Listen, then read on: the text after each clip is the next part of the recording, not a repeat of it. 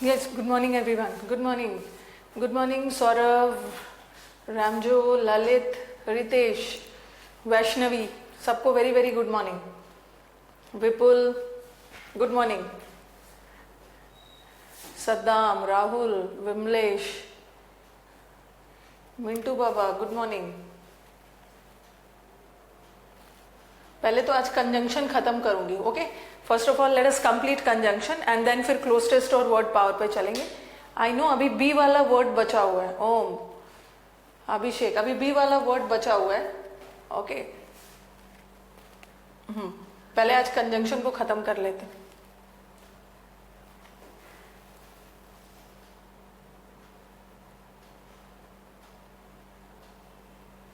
Good morning everyone.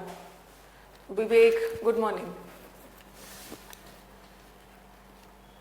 Although और दो I think हमने कर लिया था. ऑल्दो दो किया था. एज और सो एज भी कर लिया था. एज के बीच में पॉजिटिव डिग्री आई थिंक यहां तक कर लिया था हमने. सिंस और ये भी कर लिया था. सिंस, बिकॉज ये भी कर लिया था. चलो now let us continue. B.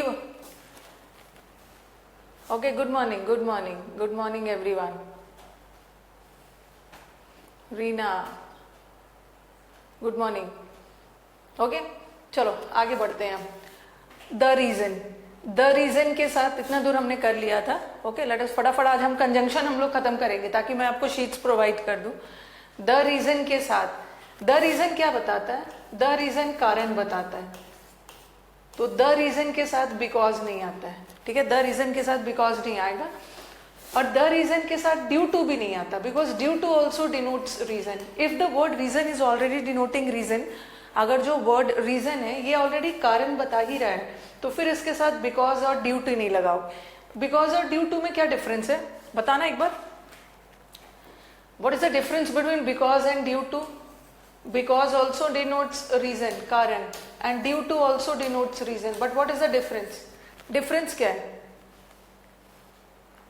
कारण बता रहा है. डिफरेंस क्या है दोनों में?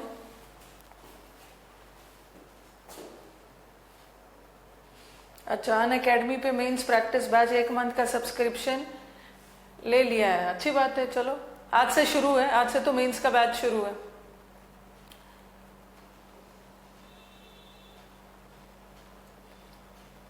Very good Renu Sharma. Due to is a preposition. Due to एक प्रेपोजिशन है. इनफैक्ट प्रेपोजिशन भी नहीं है, प्रेपोजिशनल फ्रेज है. और because is a conjunction. Because conjunction है, ड्यू टू प्रेपोजिशन है. और द रीजन के साथ दोनों में से कुछ भी नहीं आएगा क्योंकि द रीजन ऑलरेडी कारण बता ही रहा है. The reason why he failed. कुछ बच्चे क्वेश्चन करते हैं कि मैम द रीजन के साथ वाई आ सकता है. बिल्कुल आ सकता है. द रीजन के साथ वाई आ सकता है, क्यों नहीं आएगा? The reason why he failed was because he was too careless. The reason के साथ बिकॉज ड्यू टू नहीं आता है, डैट आता है. डैट, ये दैट भी कंजंक्शन है लेकिन बता रही हूँ. वैसे तो द रीजन के साथ दैट आता है बट कभी कभी नहीं भी आता है, बता रही हूँ. The reason why he failed was because he was too careless. The reason कारण बता रहा है, उसके साथ बिकॉज नहीं आया. The reason why he is failed was, यहाँ पे दैट आएगा. दैट, ठीक है, बिकॉज नहीं आएगा, दैट आएगा. लेकिन नेक्स्ट सेंटेंस देखो. The reason for his failure was due to his carelessness. ठीक है, द रीजन के साथ यहाँ ड्यू टू भी नहीं आएगा. यहाँ ड्यू टू नहीं आएगा बट क्या यहाँ दैट आएगा? क्या यहाँ दैट आएगा? वो Kartik, both of them are same. Due to, on account of, due to, both of them are prepositional phrases. चलिए बताइए फटाफट. The reason for his failure, क्या यहाँ दैट आएगा? नहीं आएगा. नहीं, जब ड्यू टू लगा है ना तो कुछ भी नहीं आएगा. बता रही हूँ क्यों. यहाँ दैट आपने क्यों लगाया? क्योंकि यहाँ बिकॉज कंजंक्शन था, तो जब एक कंजंक्शन हटेगा तो उसके बदले आपने दूसरा कंजंक्शन लगाया. बट ड्यू टू के जगह आप डैट नहीं लगा सकते ना, क्योंकि ड्यू टू प्रेपोजिशन है और प्रेपोजिशन की जगह आप कंजंक्शन नहीं लगाएंगे. जब प्रेपोजिशन हटेगा तो कोई प्रेपोजिशन ही लगेगा. ठीक है, तो यहाँ मैं प्रेपोजिशन हटा के कंजंक्शन नहीं लगाऊं. यहाँ कुछ भी नहीं आएगा. The reason for his failure was his carelessness, यहाँ कुछ भी नहीं आएगा. लेकिन यहाँ पे आएगा. ये बिकॉज हटेगा तो दैट आएगा. यहाँ दैट की जरूरत क्यों पड़ रही है? यहाँ हमें कंजंक्शन की जरूरत क्यों पड़ रही हो? क्योंकि हमारे पास दो क्लॉज है, ही फेल्ड एक क्लॉज, ही वॉज केयरलेस एक क्लॉज, ये दो क्लॉज है। तो हमारी मजबूरी है कि हमें यहाँ कंजंक्शन को यूज करना है, because we have two clauses over here and so we need a conjunction. Because नहीं लगेगा, दैट लगेगा, बट यहाँ जरूरत नहीं है, ठीक है। ऐसा नहीं है कि प्रेपोजिशन हटा के कंजंक्शन लगा दो, here we have only one clause, तो कुछ भी नहीं लगाओ चलेगा।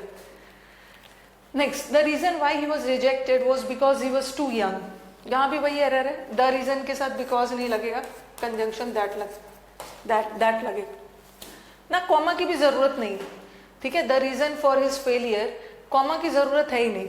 जब कंजंक्शन हटाते हो तब कॉमा लगाओगे ना, बट यहाँ तो आप प्रेपोजिशन हटा रहे हो, प्रेपोजिशन हटा रहे हो, कॉमा की भी जरूरत नहीं, कॉमा नहीं आएगा आशुतोष। चलो ये तो आ जाता है एग्जाम में, इजी है। नेक्स्ट वाला स्लाइड बदल रही हूं मैं। हाँ, जहां पे ड्यू टू होगा ना, द रीजन के साथ ड्यू टू होगा, वहां कुछ नहीं लगाओगे, दैट भी नहीं लगाओगे। बट जहां द रीजन के साथ बिकॉज है तो एक कंजंक्शन हटेगा तो दूसरा कंजंक्शन लगेगा, वहां दैट नहीं आएगा। नेक्स्ट, लाइक और as, what is the difference between like and as? Like has two meanings, पहले इसको ध्यान से सुनो। लाइक हैज टू मीनिंग्स, एक लाइक वर्ब है और एक लाइक प्रेपोजिशन होता है, बता रही हूं। एक लाइक का मतलब होता है पसंद करना, जहां पसंद करने के सेंस में है वर्ब है, पसंद करना। और एक लाइक का मतलब होता है के जैसा, ठीक है, के जैसा। सेंटेंस देखना, ही सिंग्स लाइक मी। और नेक्स्ट,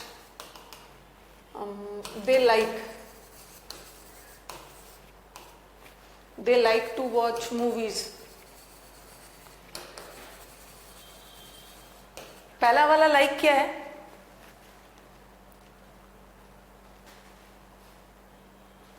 पहला वाला लाइक क्या है?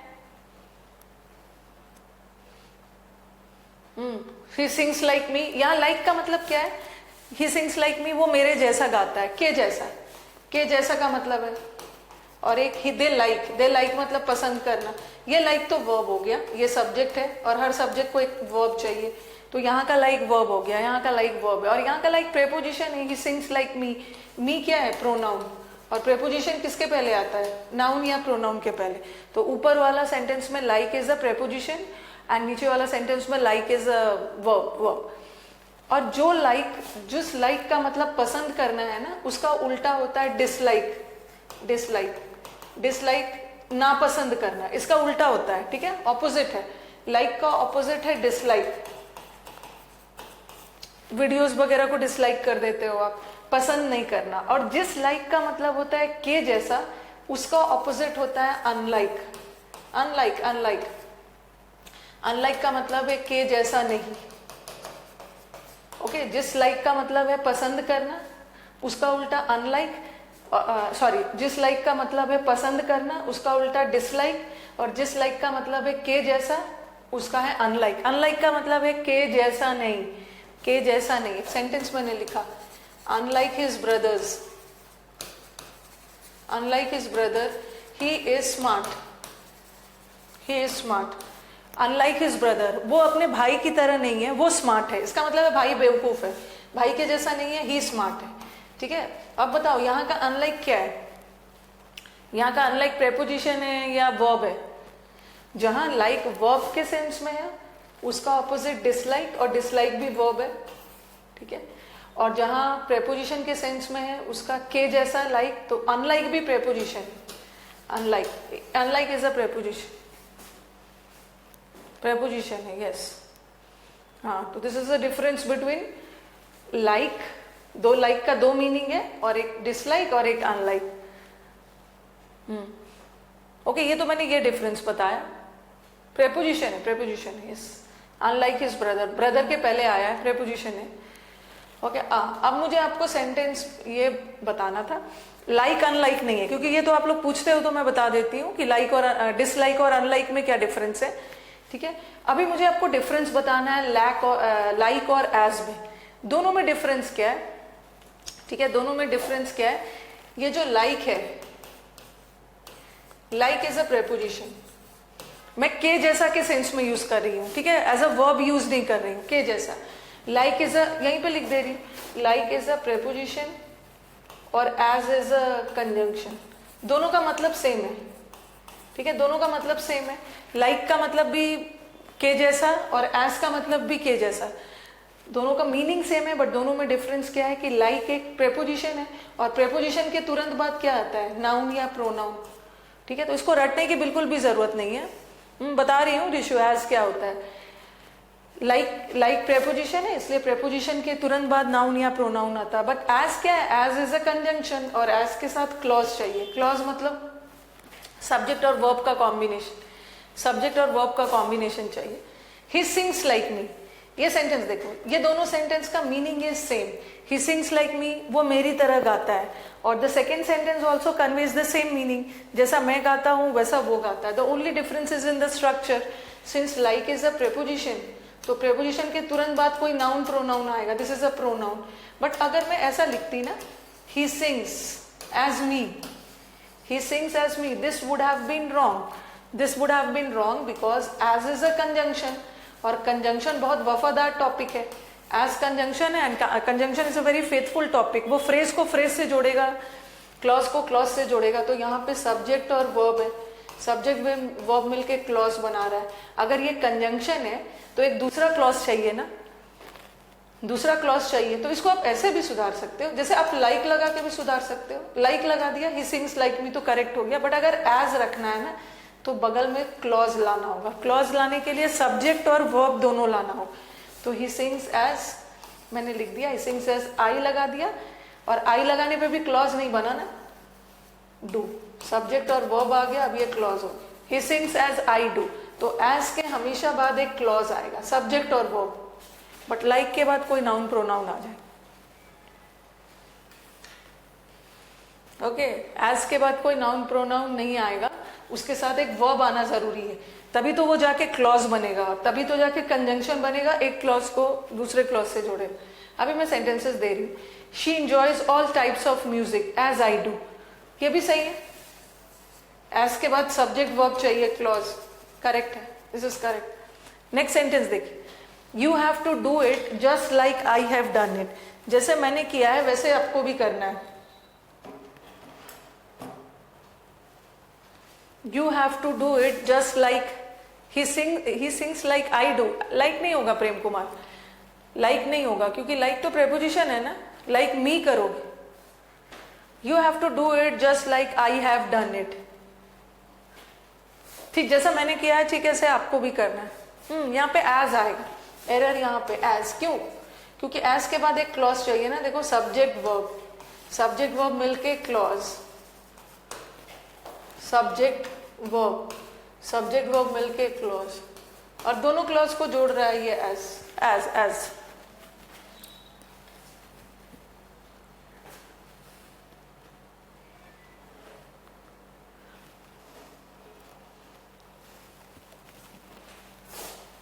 नेक्स्ट क्वेश्चन, फटाफट अभी छोटे छोटे कंजंक्शंस कर लेते हैं, उसके बाद हम, आज कंजंक्शन हम लोग का टारगेट है, आज कंजंक्शन खत्म करना है। रादर के साथ, ये तो सारे कोरिलेटिव कंजंक्शन है। कोरिलेटिव कंजंक्शन किसको बोलते हैं? जो पेयर में आता है, रादर के साथ, अदर के साथ, नो अदर के साथ। कौन सा एग्जाम में बट लगा के दे देते हैं, गलत है। रादर के साथ, अदर के साथ, नो अदर के साथ कौन सा कंजंक्शन आता है? दैन। उसी तरह ये सब में बहुत ज्यादा कॉन्सेप्ट नहीं है, बस याद रखना है, रादर, अदर, नो अदर के साथ दैन का यूज होता है। उसी तरह एल्स या नथिंग एल्स के साथ दैन लगा के दे देंगे, गलत है, बट लगता है, बट। चलो इसको लिखो, पहले आप इसको लिख लो, फिर सेंटेंस है नेक्स्ट स्लाइड में। फटाफट कॉपी करिए इसको, और ज्यादा कॉपी भी नहीं करना है, साइड में कहीं लिख लेना है।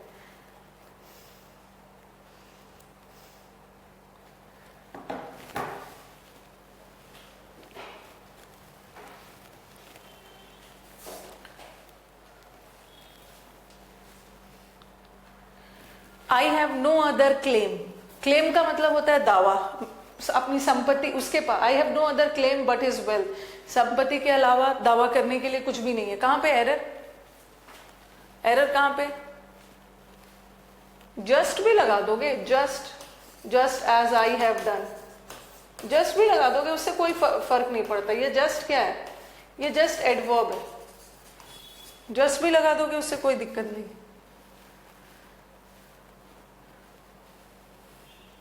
I have no claim but his well, no other के साथ, नो अदर के साथ बट नहीं आता है, डैट आता है, दैन आता है, sorry than. I have no other, I would rather have the ball, bat और द बॉल, रादर के साथ भी, ये सब जल्दी जल्दी कर लेते हैं, दैन आता है। ही वॉन्ट्स नथिंग एल्स, उसको शांति के अलावा कुछ भी नहीं चाहिए, नथिंग एल्स और एल्स के साथ बट आता है। It is nothing else then your pride, ये कुछ भी नहीं है बल्कि आपका घमंड है जो आपको ऐसे चीज बोलने पे मजबूर कर रहा है, विच मेक्स यू से सच अ थिंग। उसी तरह नथिंग एल्स के साथ बट आता है। ये सब तो को रिलेटिव कंजंक्शन है, को रिलेटिव कंजंक्शन है। ओके चलिए अब नेक्स्ट पे चलिए। ये सब में बहुत ज्यादा कुछ कॉन्सेप्ट नहीं पढ़ना है, पेयर याद रखो।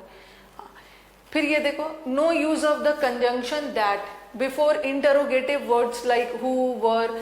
आपने थोड़ा बहुत नरेशन पढ़ा होगा, नरेशन में आपने देखा होगा, नरेशन में डायरेक्ट से इनडायरेक्ट बनाते समय कौन सा कंजंक्शन यूज करते हैं? दैट। इसे लिखा मैंने, he said I am busy, he said I am busy. और इसका ये इनडायरेक्ट है, इसका क्या लगा के बनाते हैं? ये डायरेक्ट है, इसका इनडायरेक्ट बनाना है, he said that he was busy. हाँ, अब ये सब मत देखना कि ये आई ही में कैसे बदला, वो सब मुझे अभी नहीं बताना, बस मुझे अभी कंजंक्शन पे ध्यान दो। डायरेक्ट से इनडायरेक्ट बनाते समय कौन सा कंजंक्शन का यूज करते हैं? दैट। जब कोई कॉमा हटता है उसके बदले कंजंक्शन आ जाता है दैट।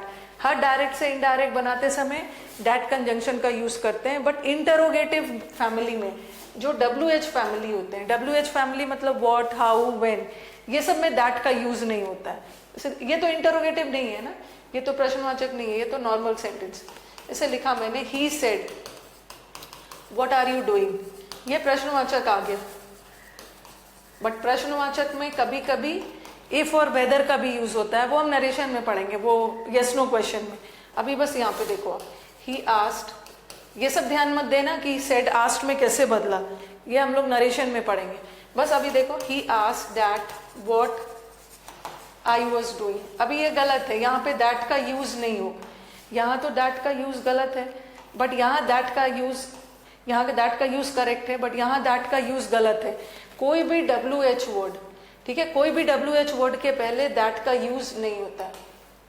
क्यों? क्योंकि यही WH वर्ड कंजंक्शन का काम कर जाता है। Okay, this WH word itself is acting as a conjunction, so इसके पहले दैट यूज नहीं होगा। ओके, तो यही चीज मैंने यहाँ पे लिखा है, no use of the conjunction that before interrogative words. Interrogative words में भी WH वाले, WH फैमिली वाले words like who, where, when, which, how, what, ये सब फैमिली के पहले हाँ नहीं यूज होगा, नहीं यूज होगा। We wanted to know that what could be done in that case, बताना है इसको। वी वॉन्टेड टू नो, कहां पे एरर है? आंसर बताइए इसका।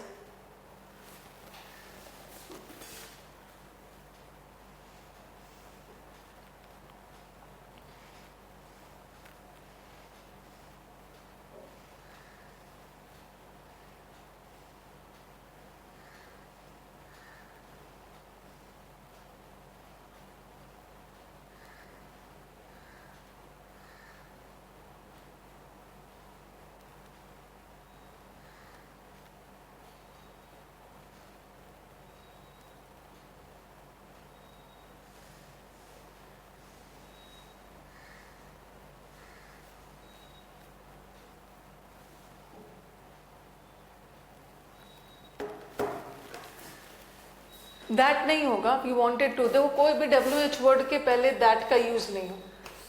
He asked that how long I would be absent, यहाँ भी WH वर्ड है, इसके भी दैट नहीं यूज होगा। अब देखो यहाँ पे ये सेंटेंस आया हुआ था, ये सेंटेंस आया हुआ है एंड बच्चे इसको रॉन्ग करके आ गए।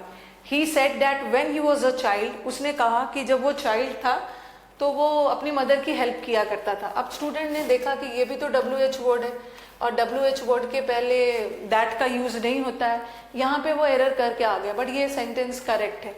याद रखना है कि कोई भी WH वर्ड के पहले दैट नहीं आता है, बट याद रखना है कि उस WH को इंटरोगेटिव प्रश्न पूछने वाला काम करना है। जैसे मैंने लिखा, देखो वेन का दो मतलब होता है, एक वेन का मतलब होता है कब, और एक वेन का मतलब होता है जब। जब यहाँ पे दैट सही है, यहाँ पे दैट सही है, कब, और एक होता है जब। यहाँ देखो, he said that when I would come, तो यहाँ पे लिख रही,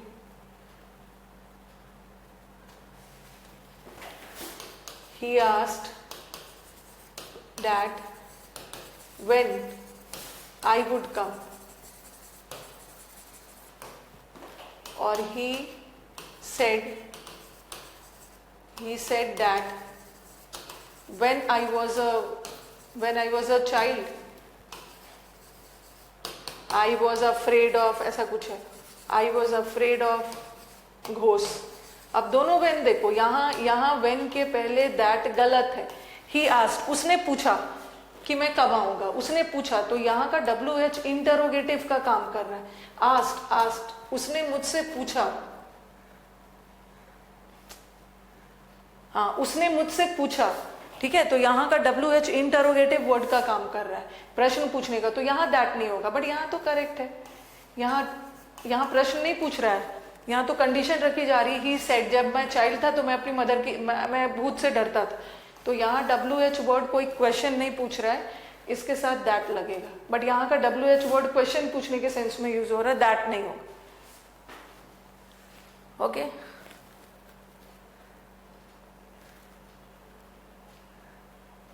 हाँ, अब ये सेंटेंस देखो, ठीक है, याद रखना है, ये आई थिंक इसको कॉपी कर लिया होगा सबने, वही होगा। यहाँ पे दैट, यहाँ पे करेक्ट है, नो एरर है, यहाँ पे दैट आएगा, यहाँ पे दैट आएगा, पहला वाला इंटरोगेटिव है।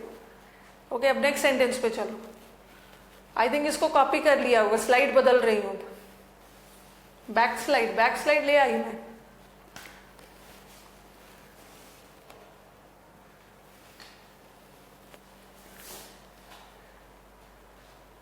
टोटल कितने कंजंक्शन है, ऐसे गिन गिन के कंजंक्शन पढ़ोगे।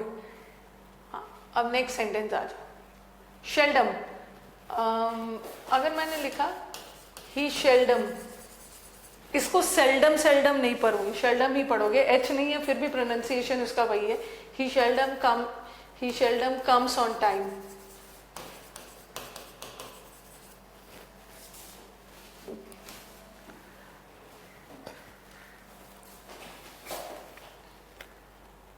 फिर मैंने लिखा शेल्डम और एवर, शेल्डम और never, he helps the poor,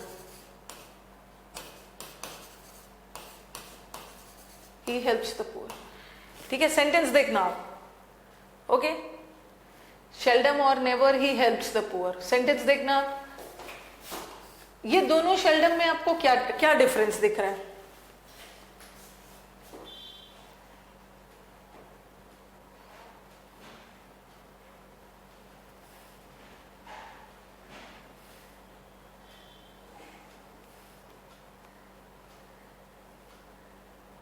चलिए, सेंटेंस दोनों शेल्डम में क्या है? शेल्डम का मतलब होता है ना, seldom is a negative word, seldom का मतलब होता है ना के बराबर। ठीक है, शेल्डम का मतलब होता है बहुत, वेरी रेयरली, ना के बराबर। ही शेल्डम कम्स ऑन टाइम, वो ना के बराबर, शायद ही कभी टाइम पे आता है, ना के बराबर। एडजेक्टिव तो कहीं भी नहीं है, दोनों एडजेक्टिव कहीं ही नहीं, शायद ही कभी, ना के बराबर, ना के बराबर, वेरी रेयरली, रेयरली का सेंस आता। दोनों शेल्डम में पहले आप मुझे डिफरेंस बताइए। दोनों शेल्डम में डिफरेंस बताइए। बार्किंग डॉग शेल्डम बाई था, ये शेल्डम किसकी विशेषता बता रहा है? वेरी गुड तुषार, पहला वाला शेल्डम एडवर्ब है। He seldom work comes on time, comes is a verb. ये शेल्डम किस वर्ड को डिस्क्राइब कर रहा है? ही शेल्डम नहीं है, टाइम शेल्डम नहीं है, वो शेल्डम कम्स है, वर्ब है।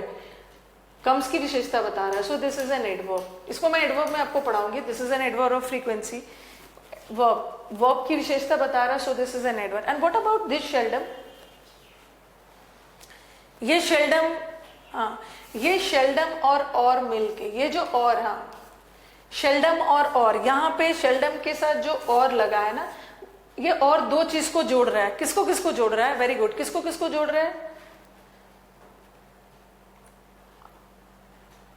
बच्चों का कंफ्यूजन रहता है ना कि मैम हमने तो पढ़ा है, ठीक है, शेल्डम आपका एडवर्ब भी होता है, शेल्डम एडवर्ब भी होता है, ठीक है। लेकिन कभी कभी हम शेल्डम के साथ और का भी यूज कर देते हैं, और कभी कभी हम शेल्डम के साथ इफ का भी यूज करते हैं। जब अकेला शेल्डम है ना, एक मिनट, नहीं, अभी नहीं, वो वाला नहीं।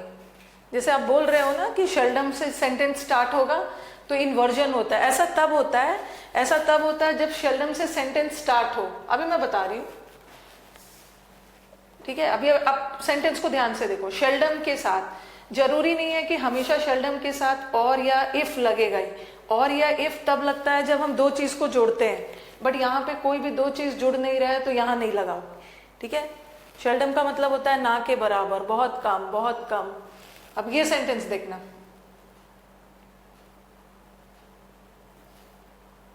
शेल्डम इफ एवर और शेल्डम और एवर।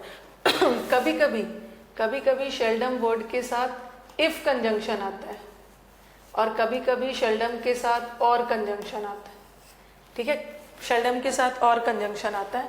अब आपका कंफ्यूजन होगा कि कैसे पता करेंगे कि कब इफ आएगा और कब और आएगा। आगे का वर्ड देखना, अगर शेल्डम के साथ एवर वर्ड दिया है तो कौन सा कंजंक्शन यूज करोगे? इफ। अगर शेल्डम के साथ नेवर वर्ड दिया है तो कौन सा कंजंक्शन आएगा? और। ये पेयर में आता है, बता रही हूं मैं, ठीक है। और आप बोलोगे मैम इफ को आपने कंजंक्शन क्यों माना? इफ कंजंक्शन है, कंजंक्शन क्यों माना मैंने इफ को? या शेल्डम और नेवर, मैंने यहाँ शेल्डम और एवर, यहाँ मैंने इसको कंजंक्शन क्यों माना? Why did I consider this if and or as conjunction? क्यों? शेल्डम का पहले थोड़ा सा पोस्टमार्टम किया जाए, इसको मैंने कंजंक्शन क्यों माना? इफ कंजंक्शन है और भी कंजंक्शन है, but why did I consider this if और एज ए कंजंक्शन? दो वर्ड को ऐड कर रहा है। ये जो शेल्डम है ना, ये एडवर्ब है, और जो एवर है ये भी एडवर्ब, ठीक है। उसी तरह शेल्डम एडवर्ब है और एवर, नेवर भी एडवर्ब है, और कंजंक्शन बहुत वफादार टॉपिक है। एडवर्ब को एडवर्ब से जोड़ेगा, यहाँ भी एडवर्ब को एडवर्ब से जोड़ेगा, बट हाँ, वर्ड को वर्ड से जोड़ रहा है, एडवर्ब को एडवर्ब से जोड़ रहा है, इसीलिए। और हाँ, मुझे बस ये बताना था कि शेल्डम, अकेला शेल्डम भी आ सकता है, ठीक है, अकेला शेल्डम भी आ सकता है, बट कभी कभी हम शेल्डम के साथ इफ भी लगा देते हैं। कब? जब बाद में, जब जोड़ रहे हैं दो चीज को, जब बाद में कोई एवर वर्ड हो तो इफ लगेगा, अगर शेल्डम के साथ नेवर वर्ड हो तो और लगेगा। और दोनों का सेंस क्या जा रहा है? इट्स ज्वाइनिंग टू एडवर्ब्स, और दोनों का सेंस क्या जा रहा है? अकेला शेल्डम होगा तो कोई कंजंक्शन नहीं जाएगा, क्योंकि एक एडवर्ब नहीं जोड़ेंगे हम दो एडवर्ब को ना। और सेंटेंस का सेंस क्या जा रहा है? वैसे तो अकेला शेल्डम का मतलब होता है ना के बराबर, बट शेल्डम और एवर का मतलब क्या होता है? शायद ही कभी या कभी कभार। तो यहाँ पे चांसेस है कि कभी कभार काम, देयर आर पॉसिबिलिटीज कि कभी कभार काम हो भी जाए, बट शेल्डम और नेवर का मतलब होता है कभी नहीं। शेल्डम और नेवर का मतलब है कि ये सेंटेंस देखो, शेल्डम और ever he helps the poor. इसका मतलब क्या है? ठीक है, वो कभी नहीं करता नहीं है, बट कभी कभार कर भी देता है। शेल्डम और एवर कभी कभी यहाँ पे काम कर भी देता है, बट शेल्डम इफ एवर में यहाँ तो वो कभी नहीं करता है, ठीक है। और दोनों रॉन्ग है, क्यों? क्योंकि शेल्डम के साथ एवर वर्ड लगा रहे हैं, तो कौन सा कंजंक्शन यूज करोगे? इफ। अगर शेल्डम के साथ नेवर वर्ड लगा रहे हैं तो और यूज करोगे, और। हाँ, कुछ बच्चे फिर ये भी बोलेंगे कि मैम ऐसा भी तो कर सकते हैं कि अगर सेंटेंस ऐसा आ गया, ऐसा भी तो कर सकते हैं कि हम और को और रखते हैं और एवर को ही नेवर में बदल देते हैं, ऐसा भी तो सेंटेंस सही हो सकता है कि और को और रखते हैं और एवर को ही नेवर में बदल देंगे, बट ऐसा नहीं करेंगे because if you change the word ना, the meaning of the sentence will change. First sentence में the sentence is trying to convey कि यहाँ तो करीब करीब कभी कभी गरीबों की मदद कर भी देता है, लेकिन आप इसमें नेवर कर दोगे तो इसका मीनिंग बदल जाएगा ना। तो व्हाट आई वांट टू से कि आपको चेंजेस करने हैं but without changing the meaning of the sentence. Meaning नहीं बदलना चाहिए, तो हमें करना क्या है, एवर नेवर को नहीं चेंज करना है, उसके अकॉर्डिंग जो गलत कंजंक्शन लगा है उसको बदलना है, उसको बदलना है। ओके चलो एक बार बताओ, इज इट क्लियर? ये क्लियर हो रहा है? आपको एवर नेवर नहीं बदलना है, एवर नेवर बदलोगे तो मीनिंग बदल जाएगा उसके अकॉर्डिंग। अगर एवर है तो इफ लगा दो, नेवर है तो और लगा दो, नेवर है तो और लगा दो। एक बार रिस्पॉन्ड करिए।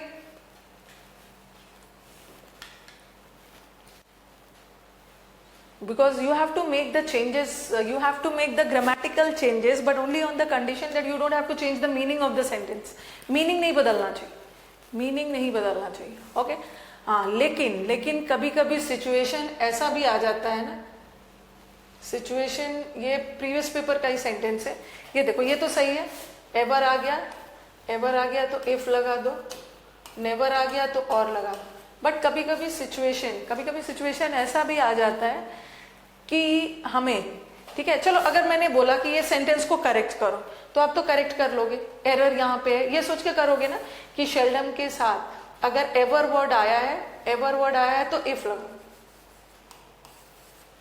ठीक है इफ लगाओगे आप, यहाँ पे इफ लगाओगे। चलो एट एनी कॉस्ट एरर तो यहीं पे है, लेकिन यही सेंटेंस इंप्रूवमेंट में आया और इसने अंडरलाइन कर दिया इसको और ऐसा लिख दिया एक पार्ट में, शेल्डम इफ एवर लगा दिया और दूसरे पार्ट में लगा दिया। अब आपको दोनों में से एक चुनना है, और नेवर, क्योंकि अभी तो मैंने बोला कि आपको एवर और नेवर नहीं बदलना है, आपको अकॉर्डिंगली कंजंक्शन बदलना है, ठीक है। लेकिन अगर दोनों आ गया, कौन सा आंसर करेक्ट है?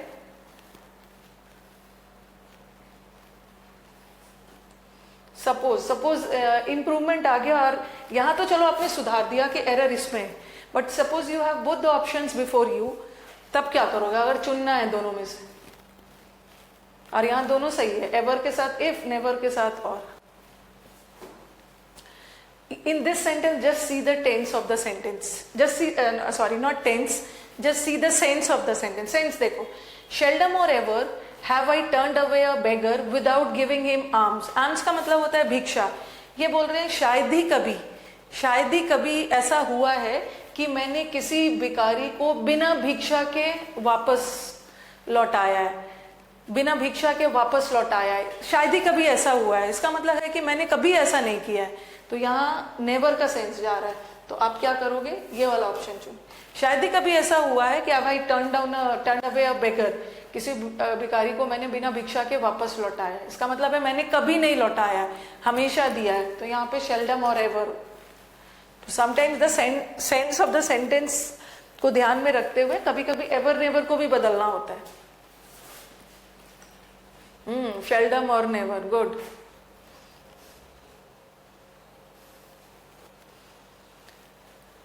नेक्स्ट पे आते हैं। ये सब भी अब आपको सारा को रिलेटिव है। देखो ये सब में बहुत ज्यादा टाइम वेस्ट नहीं करना है, ठीक है। ये सब में बहुत ज्यादा टाइम वेस्ट नहीं करना है, क्योंकि हमें अपना टाइम इधर नीदर के लिए बचाना है। आज कंजंक्शन फाइनली खत्म ही कर लेना है। अब आ जाओ, सब को रिलेटिव कंजंक्शन है। को रिलेटिव कंजंक्शन का मतलब होता है जो कंजंक्शन पेयर में यूज होता है। सच के साथ हम कौन सा कंजंक्शन लगाते हैं? हम सच के साथ एज भी लगाते हैं और सच के साथ दैट भी लगाते हैं। सच के साथ एज कब लगाते हैं? जब हमें कोई एग्जाम्पल देना हो, ठीक है, एग्जाम्पल्स वगैरह देना हो, सच एज एग्जाम्पल्स देना हो। और सच के साथ दैट कब लगाते हैं? जब भी हमें किसी चीज का कॉन्सिक्वेंस बताना। कॉन्सिक्वेंस का मतलब है परिणाम बताना और रिजल्ट बताना। बैक स्लाइड ला रही हूं, सेंटेंस देखो। Such as she has worked in several countries, उन्होंने कई सारे विभिन्न कंट्रीज में काम किया, और एग्जांपल दे रही हूँ जैसे कि Australia, New Zealand, Canada and so on. तो here I am giving examples ना। He has worked in several countries, बहुत सारे कंट्रीज में काम किया है। एग्जाम्पल दे रही हूँ उदाहरण के तौर पे ऑस्ट्रेलिया, न्यूजीलैंड। फिर नेक्स्ट देखो, it was such a cold afternoon, it was such a cold afternoon that we stop playing. इतनी ठंड थी जिसका रिजल्ट ये हुआ कि सबने खेलना ही बंद कर दिया। तो यहाँ सच और दैट किसी चीज का रिजल्ट बता रहा है। एक सेंटेंस दे रही हूँ, the earthquake was such many people died। अब बताओ एज लगेगा या एड? किसी चीज की इफेक्ट, किसी चीज का रिजल्ट बताया जा रहा है, तीव्रता बताई जा रही है, देन many people died। बताओ।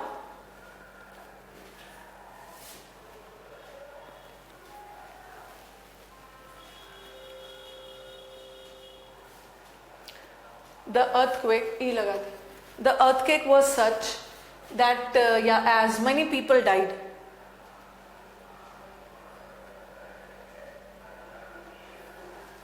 क्या होगा? That होगा, हाँ। earthquake was such, ये भूकंप इतना भयानक था जिसका रिजल्ट, जिसका इंटेंसिटी, जिसका नतीजा ये हुआ कि काफी सारे लोग मारे गए। एग्जाम्पल्स नहीं दिया जा रहा, एग्जाम्पल्स नहीं दिया जा रहा। ये तो सच के साथ हो गया, सच के साथ एज भी लगता है, सच के साथ एज भी लगता है।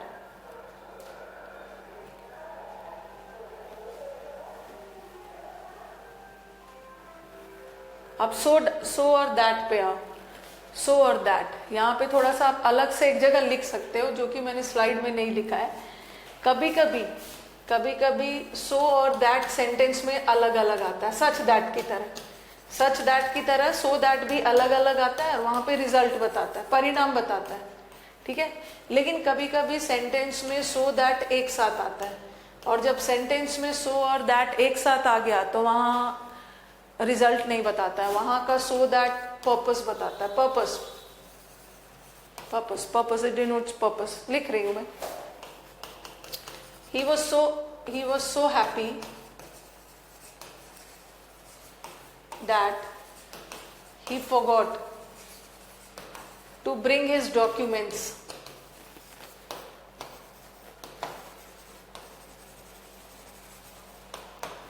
और दूसरा लिखा मैंने, we eat so that we may live। यहाँ so that एक साथ लगा है, और यहाँ so that अलग अलग है। सो और दैट के बीच में एडजेक्टिव आ गया, अलग अलग है। जब सो और दैट अलग अलग लगा हो तो रिजल्ट बताएगा। ही वॉज सो हैप्पी, इतना खुश था जिसका रिजल्ट ये हुआ कि अपने कागजात ले जाना ही भूल गया। रिजल्ट बता रहा है, ठीक है। सो और दैट जब अलग अलग टूट कर आए, अलग अलग, तो सच दैट की तरह रिजल्ट बता। बट यहाँ पे देखो, we eat so that we may live. हम खाना खाते हैं ताकि हम जी सके, हम जिंदा रहने के उद्देश्य से खाते हैं। तो यहाँ का सो दैट एक साथ आएगा ना, तो पर्पस बताएगा। जैसे he went to the doctor so that he may have medical checkup. वो डॉक्टर के पास गया ताकि मेडिकल चेकअप करवा सके। सो दैट एक साथ आए, पर्पस बताएगा, अलग अलग आए, रिजल्ट बताएगा। रिजल्ट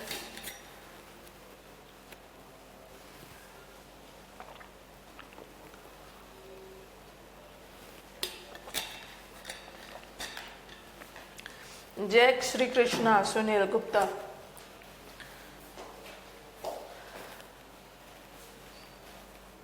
चलिए अब स्लाइड बदल रही हूं मैं।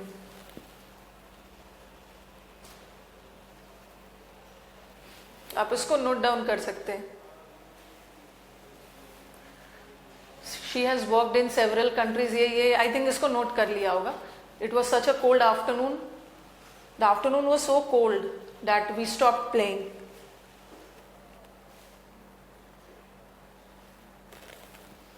नेक्स्ट आई, ये हो गया है, एक बार बताना। सच एज, सच और ये सब हो गया है। एक मिनट, स्लाइड इधर उधर हो गया लग रहा है। ये सेंटेंस में मैंने सारा एग्जाम्पल्स दे दिया है, सारा एग्जाम्पल दे दिया।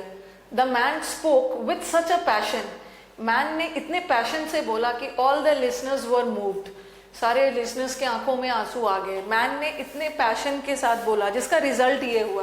देखो यहाँ सच के साथ दैट लग रहा है, यहाँ सच के साथ दैट लग रहा है, रिजल्ट बता रहा है, जिसका नतीजा हुआ कि सबके आंख में आंसू आ गए। He is such a brilliant women, वो इतनी ब्रिलियंट वुमेन है दैट एवरीवन एडमायर्स अस। यहाँ पे देखो, ही इज सो ब्रिलियंट, और सो के साथ भी रिजल्ट बताता है, सो के साथ भी रिजल्ट ही आता है।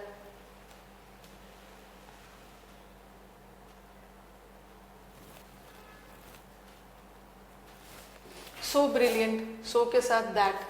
He is such a, this is such a complicated problem, इतना कॉम्प्लिकेटेड प्रॉब्लम है जिसका रिजल्ट है कि कोई भी सॉल्व नहीं कर सकता है। उसी तरह the problem is so, so that भी एक साथ आता है। यहाँ भी सो दैट, इतना चालाक है, ठीक है, that he can learn, he so clever that he can learn multiple languages. तो यहाँ पे सब जगह रिजल्ट बता रहा है, बट यहाँ का सो दैट पर्पस बता रहा है। एक साथ आया है पर्पस, डॉक्टर के पास गया, medical checkup, purpose, purpose.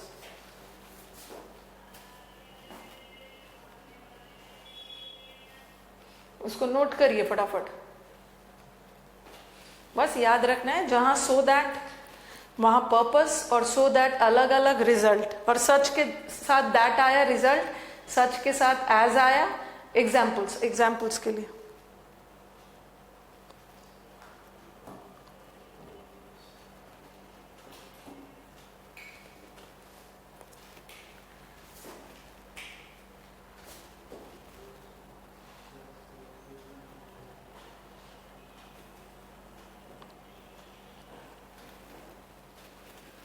Okay, slide बदलू मैं अब।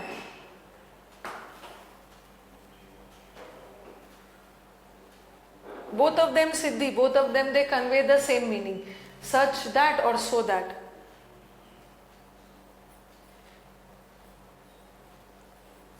नेक्स्ट सेंटेंस, ओके, दोनों का मतलब वही है, such a passion, he spoke with,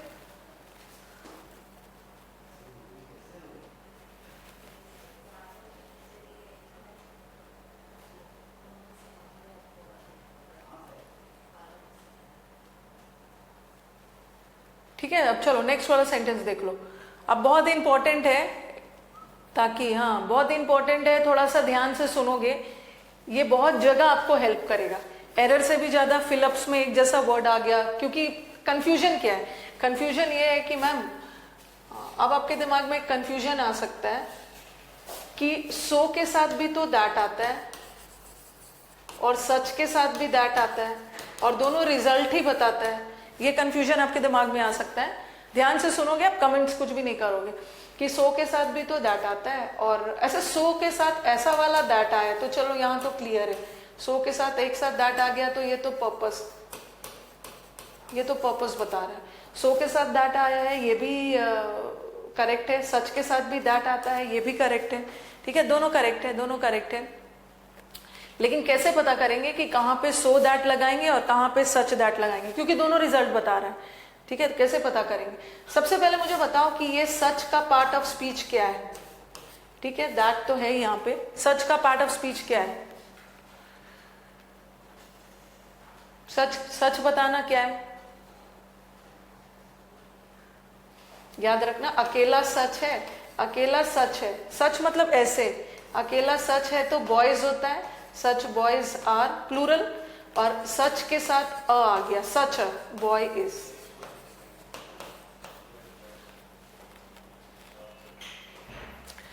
अकेला सच है तो प्लूरल लगाना, ये मैं आपको सब्जेक्ट वर्ब एग्रीमेंट में भी पढ़ाऊंगी। सच के बाद प्लूरल नाउन आता है तो वर्ब भी प्लूरल, बट सच के साथ अ आ गया ना, अ के बाद सिंगुलर नाउन, सिंगुलर, सिंगुलर।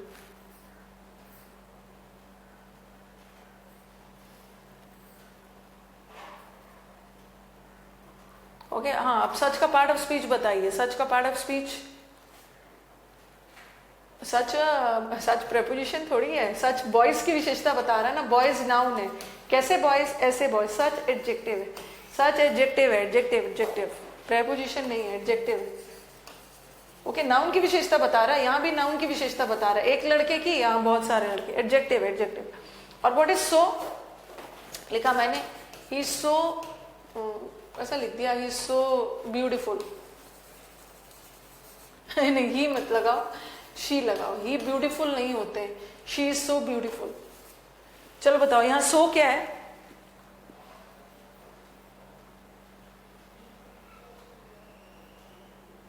जय भीम, जय Bhim. She is so beautiful, so क्या है यहाँ पे? लड़के ब्यूटीफुल नहीं होते, इसीलिए मैंने शी कर दिया। क्या बात है भाई, ये देखो, ये ब्यूटीफुल एडजेक्टिव है, ब्यूटीफुल एडजेक्टिव है, किसकी विशेषता बता रहा है? शी की, और शी प्रोनाउन है, नाउन और प्रोनाउन की विशेषता एडजेक्टिव। और ये सो क्या है? एक एडजेक्टिव दूसरे एडजेक्टिव की विशेषता नहीं बता सकता है, ठीक है, एक एडजेक्टिव दूसरे एडजेक्टिव की विशेषता नहीं बता सकता, बट एक एडवर्ब दूसरे एडजेक्टिव की विशेषता बता सकता है, ठीक है। तो so is an adverb, so is an adverb. तो अभी आप सो एडवर्ब है, ओके। सो के बाद हमेशा एक एडजेक्टिव आता है, और एक एडजेक्टिव दूसरे एडजेक्टिव को डिस्क्राइब नहीं करेगा, बट एक एडवर्ब दूसरे एडजेक्टिव को कर सकता है। तो आपको बस यहाँ पे क्या पता चला? हाँ, ये सेंटेंस देखो, ये वाला बहुत ध्यान देना है इसमें। यहाँ पे अभी आपने देखा कि ये सच एडजेक्टिव था और सो एडवर्ब था, सो एडवर्ब था। ये चीज पता चल जाएगा तो ये याद रखने की जरूरत ही नहीं है, ये याद रखने की जरूरत ही नहीं है, ओके। ये सेंटेंस देखो, हाँ, और एक चीज और है, एक और चीज ध्यान रखना है आपको। सो एडवर्ब है, सो एडवर्ब है, और जो एडवर्ब है ना, ये वो एडजेक्टिव को भी डिस्क्राइब करता है, और साथ में एक एडवर्ब दूसरे एडवर्ब को भी डिस्क्राइब कर सकता है, ओके, दूसरे एडवर्ब को भी डिस्क्राइब कर सकता है। जैसे मैंने लिखा he worked so hard, he worked so hard, उसने बहुत कड़ी मेहनत की। अब बताओ ये हार्ड क्या है? ये हार्ड क्या है?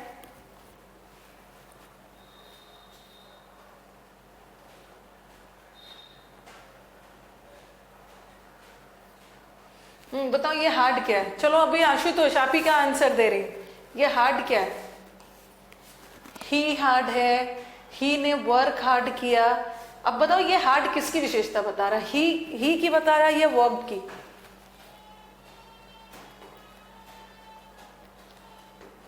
अच्छे से ध्यान दीजिए, he worked hard, he hard नहीं है, ठीक है, ही हार्ड नहीं है, ही ने हार्ड वर्क किया, वर्क की बता रहा है, वर्क की बता रहा है, वर्क एडवर्ब है, सॉरी वर्क वर्ब है, और वर्ब की विशेषता एडवर्ब, वर्ब की विशेषता एडवर्ब, ठीक है, एडवर्ब होगा, ओके। अब बताओ कि ये क्या है? उसने ही वर्कड हार्ड, उसने हार्ड वर्क किया, उसने कड़ी मेहनत की, और कड़ी मेहनत में भी बताना उसने बहुत ज्यादा मेहनत किया, ही वर्क सो हार्ड, बहुत ज्यादा। ये सो क्या है? मैं देख रही थी बहुत सारे बच्चे हार्ड को एडजेक्टिव बना रहे थे, अभी बता रही हूँ, सो भी एडवर्ब है, हाँ, सो भी एडवर्ब है। मुझे ये बताना है ना कि एक एडवर्ब दूसरे एडवर्ब को भी डिस्क्राइब कर सकता है, एक एडवर्ब दूसरे एडवर्ब की विशेषता बता सकता है। जैसे लिखा मैंने, he is so handsome, he is so handsome. Handsome तो एडजेक्टिव है, क्योंकि हैंडसम किसकी विशेषता बता रहा है? ही की, और ही इज अ प्रोनाउन, ये एडजेक्टिव है, और सो एडवर्ब है। तो one adverb can describe an adjective also, and adverb can describe another adverb also. One adverb can describe another adverb, and adverb can describe adjective also, okay. अगर मैं ऐसा लिखी होती, अगर ऐसा लिखती, द सरफेस इज हार्ड, अब बताओ ये हार्ड क्या है? द सरफेस इज हार्ड, ये हार्ड क्या है? कुछ नहीं करना है, पार्ट ऑफ स्पीच में ना बस सेंटेंस में थोड़ा समझो कि वो किसको डिस्क्राइब कर रहा है। एडवर्ब प्लस एडवर्ब आ सकता है, एक साथ आ सकता है, एडवर्ब प्लस एडजेक्टिव भी आ सकता है। हाँ, यहाँ सरफेस की विशेषता बता रहा है, सरफेस नाउन है, कैसे पता चला? द लगा, आर्टिकल लगा, ये नाउन है, और नाउन की विशेषता एडजेक्टिव। तो हार्ड एडजेक्टिव का काम भी कर सकता है, एडवर्ब का भी काम कर सकता है, एडवर्ब का भी। A particular word can act as an adjective also, it can act as an adverb also. You have to see कि उस वो word sentence में किसको describe कर रहा है. हाँ, तो बस मैंने ये सेंटेंस इसलिए लिखा आपको बताने के लिए कि एक एडवर्ब एडजेक्टिव को भी डिस्क्राइब कर सकता है, दूसरे एडवर्ब को भी. And this was the thing that I. हाँ, ये सच क्या है? What is such? सच तो एडजेक्टिव है, ठीक है. सच एडजेक्टिव है, ठीक है. सच एडजेक्टिव है और एडजेक्टिव के, ये अगर एडजेक्टिव है तो एडजेक्टिव के बाद क्या आता है? नाउन. एडजेक्टिव नाउन की विशेषता बताता है, नाउन की ही विशेषता बताता है. सच के बाद, वैसे एडजेक्टिव नाउन और प्रोनाउन दोनों की विशेषता बताता है, ओके, बट सच के बाद हमेशा नाउन ही आता है. लेकिन सो क्या है? सो एडवर्ब है, ठीक है. और एडवर्ब के बाद एडजेक्टिव भी आ सकता है और दूसरा एडवर्ब भी आ सकता है. क्यों? क्योंकि अभी मैंने बताया कि एक एडवर्ब एक एडजेक्टिव को भी डिस्क्राइब कर सकता है, एक एडवर्ब दूसरे एडवर्ब को भी डिस्क्राइब कर सकता है. क्योंकि अगर मैं ऐसा लिख के छोड़ देती ना तो आपको नहीं समझ में आता. ये तो रटने वाली बात हो गई कि such is followed by noun. Such के बाद नाउन आता है और सो के बाद एडजेक्टिव भी आ सकता है, एडवर्ब भी आ सकता है. ऐसा लिखती तो आपको दिक्कत होती. इसलिए आपको समझना जरूरी है कि क्यों इसके बाद नाउन आता है. क्योंकि सच एडजेक्टिव होता है और एडजेक्टिव के बाद तो नाउन ही आएगा. और सो के बाद एडजेक्टिव या एडवर्ब क्यों आता है? क्योंकि सो एडवर्ब होता है और एक एडवर्ब के बाद एडजेक्टिव भी आ सकता है, एडवर्ब भी आ सकता है, एडवर्ब भी आ सकता है. ओके, चलो, इज इट क्लियर? ना ना, सच एडवर्ब नहीं होता है. सच एडवर्ब कभी नहीं होगा. सच जब भी होगा एडजेक्टिव होगा. और सो एडवर्ब है, एडवर्ब के बाद एडजेक्टिव भी आ सकता है, एडवर्ब भी आ सकता है. चलिए बताइए, is it clear?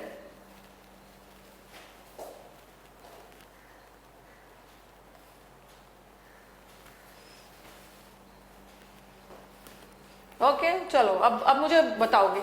He spoke such clearly या so clearly that everyone understood the facts. उसने इतना क्लियरली अंडर किया. अब बोलोगे दैट. यहाँ देखो दैट है. अब ये आपका कंफ्यूजन क्रिएट करेगा. दैट है और सच के साथ भी दैट आता है और सो के साथ भी दैट आता है. दोनों के साथ दैट आता है और दोनों रिजल्ट ही बताता है. उसने इतना क्लियरली बोला जिसका रिजल्ट ये हुआ कि सारे लोग को सब चीज समझ में आ गया.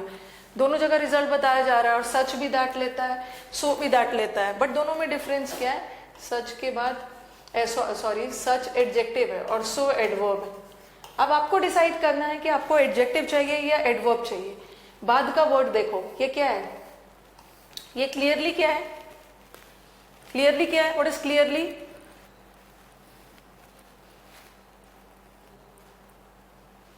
He spoke clearly. क्लियरली किसकी विशेषता बता रहा है? ही क्लियरली नहीं है, ही ने क्लियरली स्पोक किया. स्पीक का पास्ट टेंस स्पोक है, वर्ब है, तो वर्ब की विशेषता बता रहा है, तो क्लियरली एडवर्ब है. एडवर्ब है. अब बताओ कौन सा आंसर होगा? सच के तुरंत बाद क्या आता है? सच के तुरंत बाद आना चाहिए एक नाउन का. एक नाउन आना चाहिए, बट यहाँ तो नाउन नहीं है, यहाँ तो एडवर्ब आ गया. तो यहाँ पे क्या आएगा? So. He spoke so clearly. So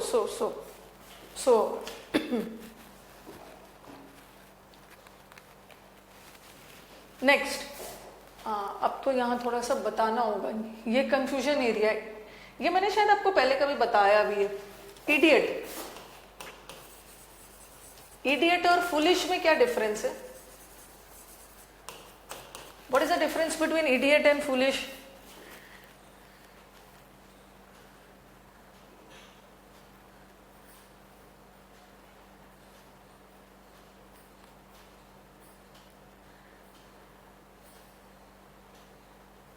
If you go by Hindi ना, idiot का मतलब भी होता है मूर्ख. अगर हिंदी जाते हो, और foolish का मतलब भी मूर्ख. फुलिश का मतलब भी मूर्ख होता है. लेकिन दोनों में डिफरेंस क्या है? ऐसा आप बोलते हो ही इज इडियट बोलते हो या ही इज एन इडियट? कौन सा करेक्ट दिख रहा है? कौन सा करेक्ट दिख रहा है? ही इज इडियट नहीं होगा, ही इज एन इडियट. इडियट को आर्टिकल की जरूरत पड़ रही है और जिसको आर्टिकल की जरूरत पड़ रही है इसका मतलब है वो नाउन है. तो इडियट नाउन है. और एक और मैं वर्ड डाल देती हूँ, फूल भी बेवकूफ. फूल भी नाउन है. ठीक है, फूल और इडियट नाउन होता है, बट फुलिश एडजेक्टिव है, फुलिश एडजेक्टिव। अच्छा मैंने नहीं, रुको एक मिनट रुको, ऐसे नहीं कंपेयर करना, कंपैरिजन ऐसे होना चाहिए। एक मैंने लिखा इडियट और एक लिखा idiotic, is a idiotic creature, और फिर लिखा फूल लिखा है फुलिश। एक होता है कोवर्ड, कोवर्ड, और एक होता है कोवर्डली। ये तीनों एग्जाम का फेवरेट है। हिंदी दोनों का सेम है, हिंदी सेम है, हिंदी सेम है, बट ये इडियट नाउन है, फूल भी नाउन है, ही इज अ फूल, और कोवर्ड भी नाउन है। ठीक है, कोवर्ड नाउन है, कोवर्ड नाउन है, और जब नाउन में एलवाई लग जाता है तो एक एडजेक्टिव बन जाता है। ये मैंने आपको डिटेल में पढ़ाना है एडजेक्टिव और एडवर्ब में। जैसे आपने तो अपने दिमाग में बैठाया हुआ है कि जितने भी एलवाई वाले वर्ड्स होते हैं, स्लोली, क्विकली, ब्रिस्कली, सब एडवर्ब होते हैं। ठीक है, एलवाई वाले वर्ड्स एडवर्ब होता है, बट कभी कभी एलवाई वाला वर्ड्स एडजेक्टिव भी हो सकता है।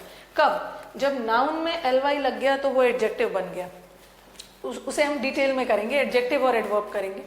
यस, मैंने बताया भी था। और ये क्या है? सब एडजेक्टिव है, इडियोटिक एडजेक्टिव, ये एडजेक्टिव। ओके, जैसे मैंने लिखा ही इज अ फूल, सही है, ही इज अ फूल सही है, फूल इज, और लिखा मैंने he is a foolish, he is a foolish, this one is wrong because foolish is an adjective. ठीक है, फूलिश एडजेक्टिव है और एडजेक्टिव को आर्टिकल की जरूरत नहीं है, तो यहाँ पे हटा दो, ही इज फूलिश, बट फूल के साथ लगाओ।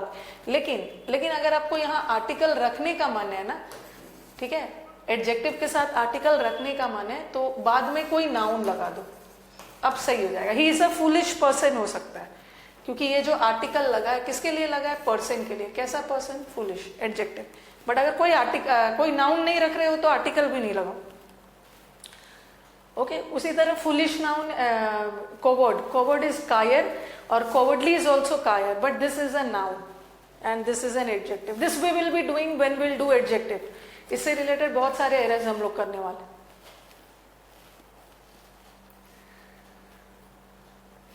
ओके, चलो, फुलिश एडजेक्टिव है।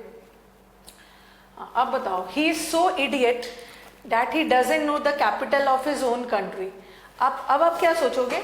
अब आप इसको इडियट को एग्जाम में एडजेक्टिव सोच लोगे, इडियट को एग्जाम में एडजेक्टिव सोच लोगे और सो लगा के आ जाओगे, सो लगा के आ जाओगे। बट ये गलत है, ये गलत है, क्योंकि इडियट एडजेक्टिव नहीं है, इडियट नाउन है, नाउन है, और नाउन के साथ तो सच आएगा। ही इज सच एंड लगाओगे इडियट, क्योंकि एडजेक्टिव है और साथ में एक इडियट है, एन इडियट लगाओ। He such an idiot, he such a foolish boy, he such an idiot.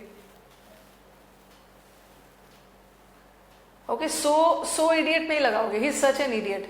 अगर ये सेंटेंस ऐसा रहता ना, ही इज सो इडियोटिक, वो इतना इडियोटिक है, और इडियोटिक तो एडजेक्टिव है, और सो के बाद तो एडजेक्टिव लग सकता है, सो के बाद एडजेक्टिव लग सकता है, बट इडियट नाउन था, नाउन के साथ हमेशा सच लगेगा, सच अ इडियट नहीं होगा, सच an idiot, such an idiot. ये कहीं मैंने सेंटेंस इंप्रूवमेंट में देखा था। ठीक है, सेंटेंस इंप्रूवमेंट में देखा था, एक बच्चे ने डाउट पूछा था, मैम सो के साथ भी दैट आता है, सच के साथ भी दैट आता है, दोनों रिजल्ट बताता है, कैसे पता करेंगे? बाद में नाउन दिख गया है तो सच लगा दो, एडजेक्टिव एडवर्ब दिख गया है सो लगा। एन क्यों लगाना है? एन क्यों लगाना है? इडियट है ना, ही इज सच, वो एक इडियट है, सच नाउन लगाया ना आपने, नाउन लगाया है। ओके, एक मिनट, अभी मैंने क्या बोला था? सच इडियट्स भी लगा सकते हो, प्लूरल भी लगा सकते हो। अभी बताया था such idiots are, but such an idiot is. Okay, मैंने एन क्यों लगाया? वो एक ऐसा इडियट है, क्योंकि एक व्यक्ति की बात हो रही है। ठीक है, एक व्यक्ति की बात हो रही है तो मैंने एन इडियट लगाया। अगर दे रहता ना, दे आर सच इडियट्स, दे रहता तो मैं इडियट्स लगाती। Okay, I think Sunil Gupta clear हो रहा होगा। सिंगुलर है इसलिए मैंने लिखा he is an idiot, but they are, an idiot नहीं हो, दे आर इडियट्स। अभी बताया था सच प्लूरल होता तो प्लूरल, बट सच के बाद अ और एन आ गया तो singular. He is so foolish that he doesn't know the capital of his, ये तो सही है, फुलिश एडजेक्टिव है और सो के बाद एडजेक्टिव आ सकता है, सो के बाद एडजेक्टिव आ सकता है।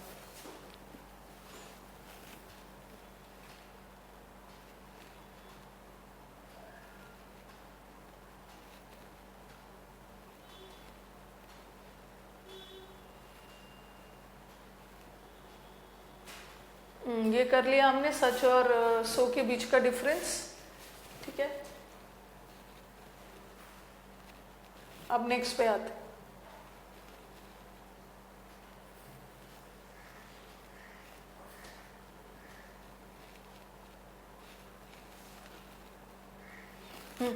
अभी हमने छोटे छोटे सारे कंजंक्शंस कर लिए, ठीक है, छोटे छोटे सारे कंजंक्शंस कर लिए। और अभी मैंने आपका पांच इनफैक्ट 5 कंजंक्शन छोड़ के रखा हुआ है। कौन कौन सा? इधर और। अच्छा, अकेला इधर क्या है? जैसे मैंने लिखा इधर ऑफ द बॉयज, इधर of the boys is present, ये इधर क्या है? यहां पे इधर किसी को जोड़ रहा है, इधर ऑफ द बॉयज मतलब 2 में से कोई एक बॉय प्रेजेंट है। ये इधर का पार्ट ऑफ स्पीच क्या है? क्या ये इधर किसी को जोड़ रहा है? ये इधर किसी को नहीं जोड़ रहा है। हाँ, I will come, I will finish conjunction today, I will finish. मैं आज कंजंक्शन खत्म कर दूंगी ताकि मैं आपको शीट्स डाल दूं। Okay, I will upload the sheets of conjunctions. 3 level का शीट्स में डाल दूंगी कंजंक्शन का। इधर of the boys is present, ठीक है। और मैंने लिखा इधर राम। ऐसा नहीं है कि हर जगह इधर के साथ और ही लगाओ। इधर राम और श्याम वॉज बिजी। यहां इधर किसी को नहीं जोड़ रहा है, बट इधर के साथ और लग गया है तो राम और श्याम 2 वर्ड को जोड़ रहा है, 2 वर्ड को जोड़ रहा है, 2 वर्ड को जोड़ रहा है, ठीक है। खेमराज, हर दुनिया का हर चीज प्रेपोजिशन ही लगता है। प्रेपोजिशन वो कहां से हो जाएगा? इधर, ये इधर प्रेपोजिशन है। प्रेपोजिशन से सेंटेंस कहां? ये प्रेपोजिशन है, ये प्रेपोजिशन। अगर मैं ऐसा लिखा, देखो इधर बॉय इज प्रेजेंट, ये मैं आपका सब्जेक्ट वर्ब में क्लियर करूंगी, इधर बॉय इज प्रेजेंट। और अब मैंने लिखा इधर ऑफ द बॉयज, ये सब्जेक्ट वर्ब में बहुत डिटेल में क्लियर करूंगी, क्योंकि उन्होंने लिख दिया है प्रेपोजिशन। दुनिया का हर चीज प्रेपोजिशन ही नहीं होता है। चलो दोनों इधर में डिफरेंस बताओ, दोनों इधर में डिफरेंस बताओ। बॉय क्या है? ये जो इधर है, ये इधर है वाक्य में या तो एडजेक्टिव का काम करता है या तो प्रोनाउन का, जिसको मैं आगे आपको डिटेल में पढ़ाऊंगी, ठीक है। इसको डिस्ट्रीब्यूटिव एडजेक्टिव भी बोलते हैं, डिस्ट्रीब्यूटिव प्रोनाउन में, वो सब हम बाद में पढ़ेंगे। Distributive adjective pronoun. अब बताओ, क्या इसको प्रोनाउन मान सकते हो? पहला वाला इधर को प्रोनाउन मान सकते हो? नहीं मान सकते हो, क्योंकि बॉय नाउन है, बॉय नाउन है, इसको प्रोनाउन मान ही नहीं सकते। नाउन और प्रोनाउन एक साथ आता ही नहीं है, ठीक है। नाउन के बदले ही तो प्रोनाउन लगता है, ठीक है। नाउन के बदले ही तो प्रोनाउन लगता है, इसलिए ये प्रोनाउन नहीं है। नाउन या प्रोनाउन में से कोई, ये एडजेक्टिव है, ओके। कौन सा बॉय? इधर बॉय। बट यहाँ पे देखो, ये ऑफ है, ऑफ प्रेपोजिशन है, ऑफ प्रेपोजिशन है मेन सब। और ये, हाँ, ये इज है, इज वर्ब है। हर वर्ब का अपना सब्जेक्ट होता है ना, तो इस वर्ब का सब्जेक्ट कौन है? बॉयज नहीं है, इधर है। क्यों? हम सब्जेक्ट किसको मानते हैं? जो प्रेपोजिशन से पहले है। ये हमारा सेंटेंस का सब्जेक्ट है, और सब्जेक्ट होने के लिए नाउन या प्रोनाउन होना, नाउन तो नहीं है, ये प्रोनाउन। तो यहाँ का इधर प्रोनाउन है, यहाँ का इधर एडजेक्टिव है। यस, बी में प्रोनाउन।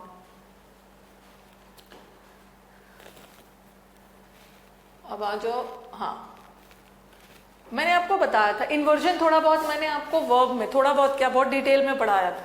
क्या पढ़ाया था? एक बार बताना, इन्वर्जन किसे बोलते हैं? खत्म हो जाएगा आज कंजंक्शन और मैं शीट्स डलवा दूंगी। एक बार मुझे बता भी देंगे वर्ब का कौन कौन सा शीट बचा हुआ है। 3 नॉन फाइनाइट हो गया और 2 हो गया। आई थिंक वर्ब का 2 या 1 लेवल शीट बचा हुआ।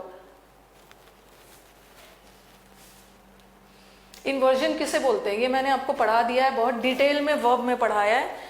और इन्वर्जन थोड़ा थोड़ा करके मैं सब टॉपिक्स में पढ़ाऊंगी। एक तो वर्ब में पढ़ाया, अब मैं आपको कंजंक्शन में पढ़ाऊंगी। वर्ब में वर्ब वाला एग्जाम्पल यूज किया है, कंजंक्शन में कंजंक्शन वाला एग्जाम्पल, फिर इसको मैं आपको एडवर्ब में भी पढ़ाऊंगी, टेंस में भी पढ़ेंगे। अभी चलो अभी कंजंक्शन वाला एग्जाम्पल करते हैं।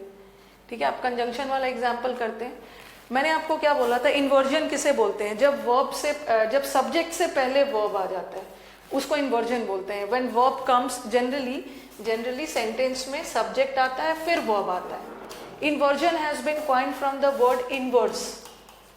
इनवर्स का मतलब क्या होता है, इनवर्स का मतलब होता है उल्टा, उल्टा कर देना।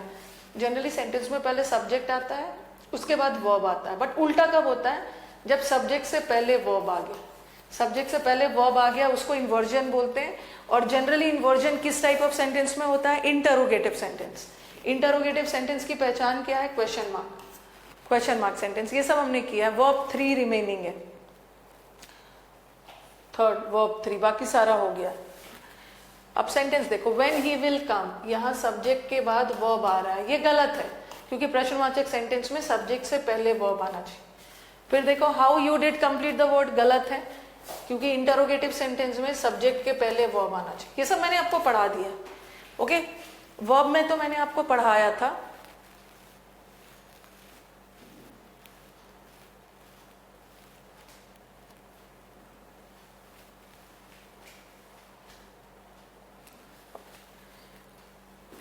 वर्ब में मैंने आपको पढ़ा दिया था कि इंटरोगेटिव सेंटेंस में इन्वर्जन होता है, ठीक है। जनरली इंटरोगेटिव सेंटेंस में इन्वर्जन होता है, बट अब हम कंजंक्शन में पढ़ेंगे कुछ ऐसे कंजंक्शन से जो इंटरोगेटिव सेंटेंस में यूज नहीं होता है, फिर भी अपने साथ इन्वर्जन लेता है। कौन सा कंजंक्शन, ईदर और, नीदर नॉर। ईदर और या तो ये या तो वो, नीदर नॉर ना तो ये ना तो वो। नॉट ओनली बट ऑल्सो, सिर्फ यही नहीं बल्कि ये भी। और हार्डली और स्कार्सली मतलब मुश्किल से, उसके साथ वेन आता है। और नो सूनर का मतलब है ज्यों ही, जैसे ही, उसके साथ देन आता है। ये सारा पांचों conjunction, this 5 conjunctions irrespective of the fact कि they are not used in interrogative sentence, ये सारा कंजंक्शन प्रश्नवाचक में नहीं यूज होता है, बट फिर भी ये अपने साथ इन्वर्जन लेता है। ओके, फिर भी ये अपने साथ इन्वर्जन लेता है, ठीक है। ये पांचों कंजंक्शन। अब ये जब भी एग्जाम में पांचों कंजंक्शन आता है ना, तो इससे रिलेटेड या तो इन्वर्जन का एरर आता है या तो गलत पेयर का आता है। ऐसे तो इधर के साथ ऑफ लगेगा, सही है, इधर हमेशा अपने साथ और लेता है। नीदर के साथ कभी कभी और लगा देते, गलत है। नीदर के साथ नॉर होगा, नॉट ओनली के साथ बट ऑल्सो। और हार्डली और स्कार्सली के साथ एग्जाम में THAN दैन लगा देंगे, गलत है, वेन आता है पेयर में। और नो सूनर के साथ THEN वाला देन लगा देते हैं, इसके साथ दैन होगा, दैन। तो ये सबसे पहले हम कुछ क्वेश्चंस करते हैं जो पेयर वाला, उसके बाद फिर इन्वर्जन वाला करेंगे। इसको नोट करिए, अभी पेयर वाला करूंगी मैं। गलत पेयर लगा के भी दे देंगे, इधर के साथ हो सकता है, इधर के साथ बट लगा दिया या एल्स लगा दिया, गलत है, इधर के साथ फॉर।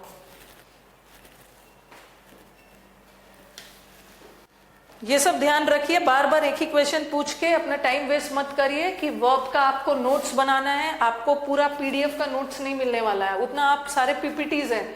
बार बार मैं एक ही बात को बोल रही हूँ, सारे PPTs है, 400-400 500-500 स्लाइड्स है। इसका फोटो कॉपी करवाने चलोगे ना तो बर्बाद हो जाओगे, जितना फी पे नहीं किया है। अभी तो एक चैप्टर है, ऐसे कितने चैप्टर्स हैं, नोट्स बनाने हैं आपको। और बाकी सारा मैंने आपको प्रोवाइड कर दिया है, सिनोनिम्स, एंटोनिम्स, वो सब तो मैं देते जा रही हूँ। नोट्स अपने से बनाना है। अभी आपको नहीं समझ में आ रहा है ना, जब PDF एक करवाने जाओगे परेशान हो जाओगे।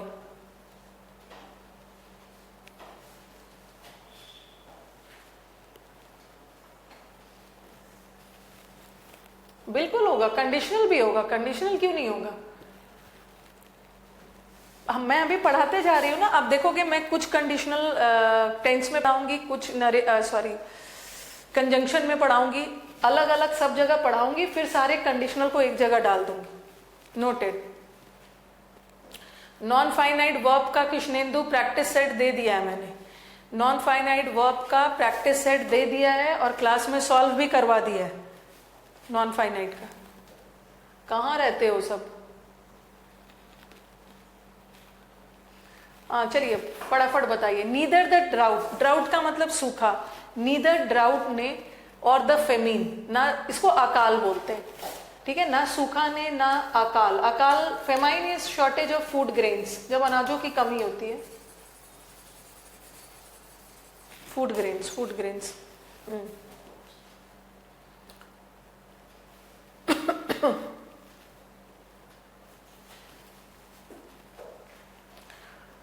नीदर द ड्राउट और the famine dampened the spirits. Dampened the spirits एक मुहावरे है, ओके। ना ही सूखा ने ना ही फेमाइन ने उसके स्पिरिट्स, आई होगा आई, स्पिरिट्स, उसके मनोबल को कम किया, उसके मनोबल को कम किया।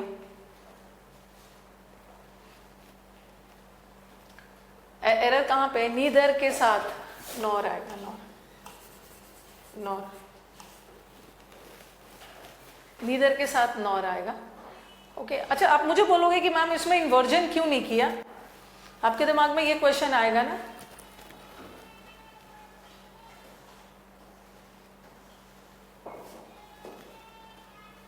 बताओ क्यों नहीं इन्वर्जन किया? नीदर के साथ नॉर आता है और नीदर नॉर वाला सेंटेंस इन्वर्जन लेता है ना, बट यहाँ कोई वर्ब नहीं है। इन्होंने क्या किया है ना, दोनों के लिए यहाँ एक कॉमन वर्ब डाल दिया। इन्वर्जन तो तब करोगे ना जब यहाँ पे वर्ब है, बता रही हूं मैं। यहाँ पे एक ही वर्ब डाल दिया कॉमन।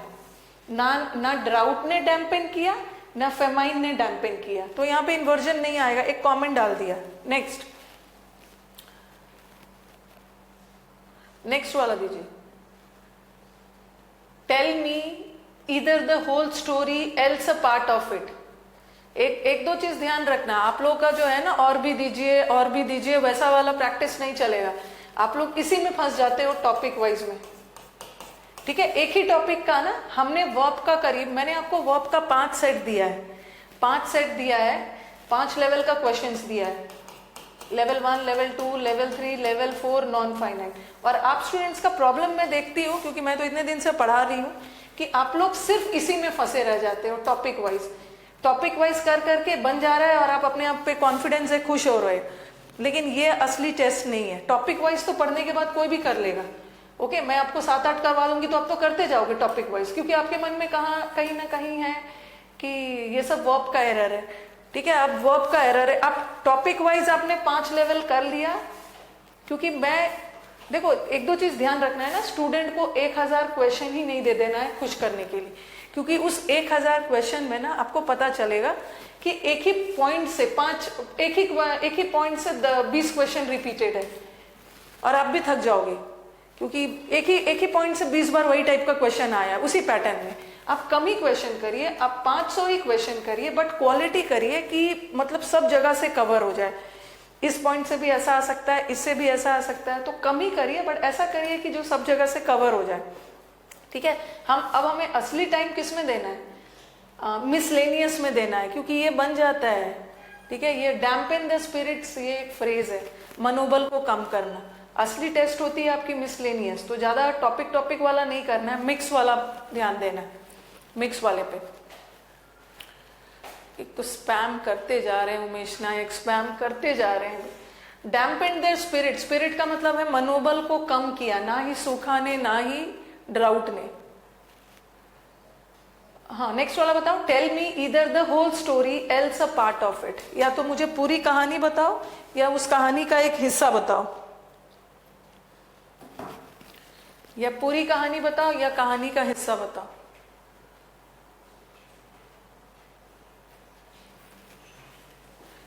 ए में एक्सप्लेन करने की क्या बात है भाई? नीदर के साथ और नहीं आता है, नॉर आता है।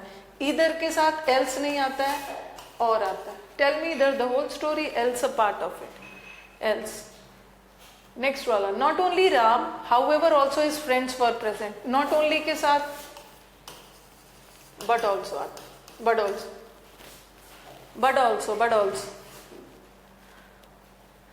मिसलेनियस ही ज्यादा करना है, वही तो सारा प्रॉब्लम मिसलेनियस में ही। कभी कभी नॉट ओनली और बट ऑल्सो, ठीक है। कभी कभी देखो नॉट ओनली के साथ क्या आता है, नॉट ओनली के साथ बट ऑल्सो आता है, करेक्ट है। बट जरूरी नहीं है कि बट ऑल्सो एक साथ ही आए, अलग अलग भी आ सकता है। Not only Ram but his friends were also present, तो this is not a error, this is also correct. You can use both of them together also, and you can split this but also कर सकते हो. Not only Ram but his friends were also present. But also को अलग अलग भी लिख सकते हो, बट ऑल्सो को एक साथ भी लिख सकते हो. लेकिन कभी कभी not only Ram but his friends were present, कभी कभी ऑल्सो ना लगा के ना टू लगा देते हैं, वो भी करेक्ट है. ये देखो, not only Ram but also his friends were present.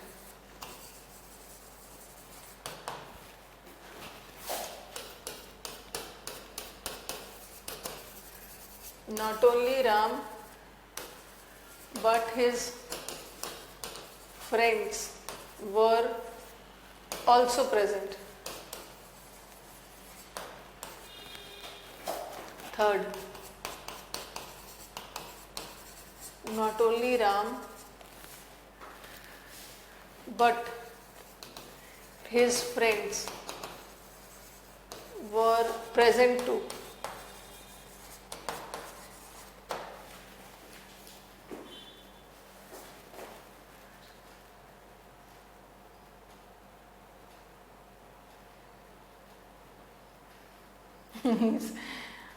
Thank you Uma Shankar.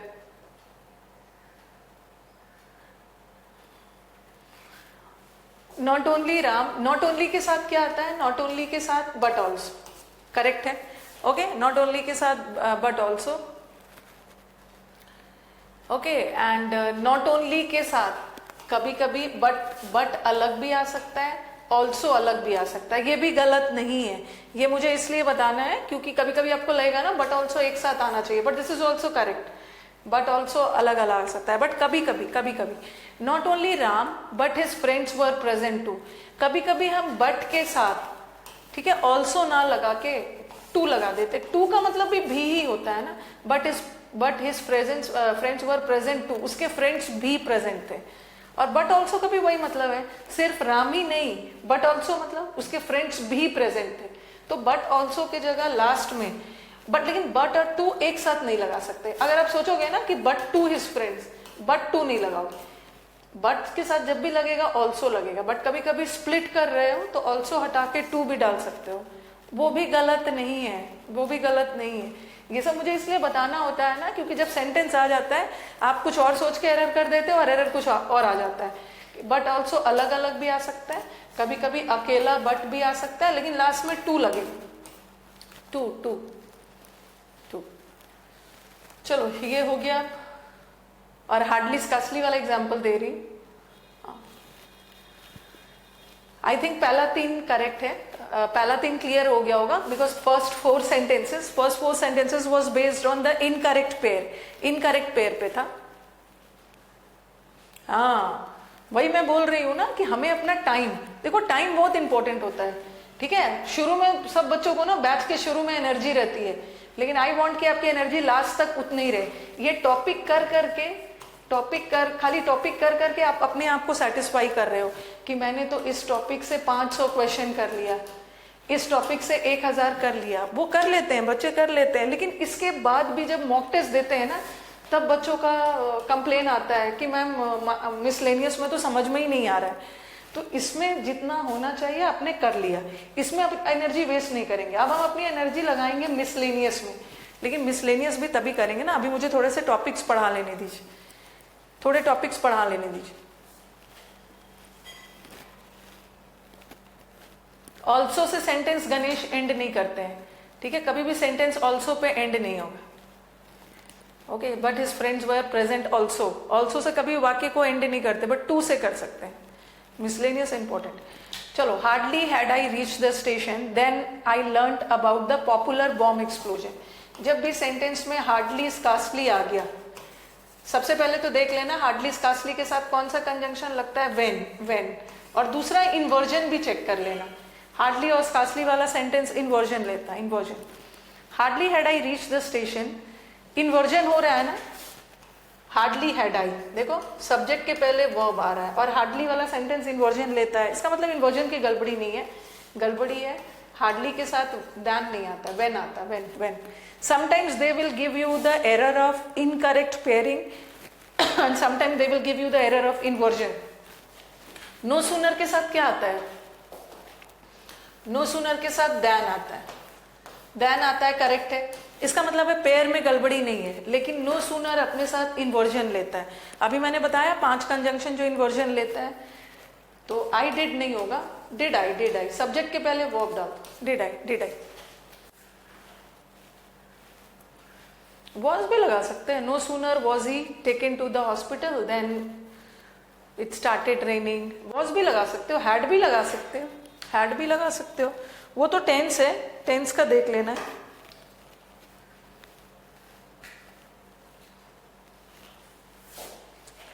Okay, no sooner के साथ इन्वर्जन भी देख लेना। हाँ, और एक चीज और, point to be noted, no sooner, no sooner का मतलब भी होता है ज्यों ही, जैसे ही, और एज सून एज का मतलब भी होता है जैसे ही, जैसे ही। एज सून एज का मतलब भी ये होता है जैसे ही, और नो सूनर का मतलब भी होता है जैसे ही। नो सूनर अपने साथ देन लेता है, ठीक है, बट एज सून एज अपने साथ देन नहीं लेता है, एज सून एज अपने साथ देन नहीं लेता है, ठीक है। और दूसरा, नो सूनर इन्वर्जन लेता है, नो सूनर अपने साथ इन्वर्जन लेता है, बट एज सून एज अपने साथ इन्वर्जन नहीं लेता है, ये अपने साथ इन्वर्जन नहीं लेता, बता रही हूं। लिखा मैंने no sooner, no sooner had he entered the room then it began to rain. Okay, no sooner, अभी ज्यों ही रूम में एंटर किया तब तक बारिश शुरू हो गई। रूम में पहले एंटर किया, परफेक्ट में डालोगे, बारिश बाद में शुरू हुई, सिंपल पास्ट में डालोगे। और इसी सेंटेंस को मैंने ऐसा लिखा, as soon as he entered the room it began to rain।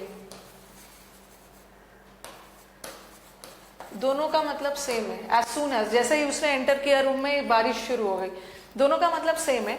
But याद रखना कि नो सूनर के साथ देन लगेगा, बट एज सून एज के साथ देन नहीं लगता है, कॉमा लगा, बट कॉमा नहीं भी लगा है उसको एरर नहीं मानना।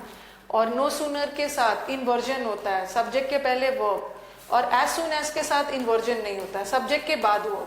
सो this is the difference between no sooner and as sooner, as soon as, ठीक है। नो सूनर इन्वर्जन लेगा बट एज सून एज नहीं लेगा।